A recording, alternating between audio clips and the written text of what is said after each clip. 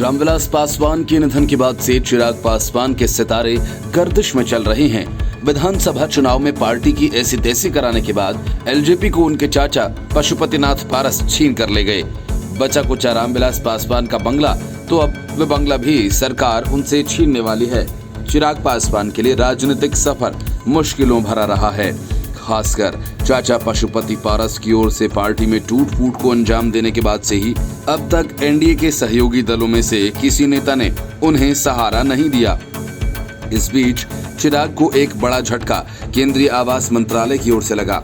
आदेश के मुताबिक उन्हें नई दिल्ली के 12 जनपद स्थित पिता रामविलास का बंगला खाली करने का नोटिस दिया गया है। मौजूदा समय में चिराग और उनकी मां इस बंगले में रह रहे हैं। सूत्रों का कहना है कि आवास मंत्रालय के डायरेक्टोरेट ऑफ स्टेट्स ने 14 जुलाई को आदेश पास कर रामविलास पासवान के सरकारी बंगले को खाली करने का नोटिस जारी किया था। बताया गया कि घर खाली करने का नोटिस मिलने के साथ ही चिराग ने मंत्रालय से इसे पिता की बरसी तक रखने की अपील की है। हालांकि इस पर केंद्र सरकार की तरफ से अब तक कोई फैसला नहीं हुआ है। चिराग पासवान को पहले ही 2 बार के सांसद के तौर पर एक बंगला अलॉट हुआ, लेकिन इसके बावजूद वे अपना ज्यादातर समय 12 जनपद वाले बंगले में ही बिताते रहे।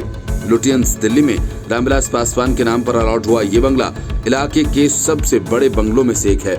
इसलिए रामविलास पासवान ने अपने साथ बेटे के लिए भी इसी बंगले में एक दफ्तर बना दिया था।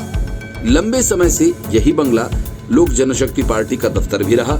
सूत्रों का कहना है कि सरकार ने ये बंगला पहले केंद्रीय मंत्री पशुपति पारस के लिए प्रस्तावित किया था।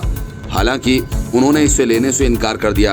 पारस का कहना था कि वे इस बंगले में रहकर कोई राजनीतिक संदेश नहीं देना चाहते, लेकिन इसके बावजूद पशुपति ने अब तक चिराग से पार्टी को लेकर कोई बात नहीं की है।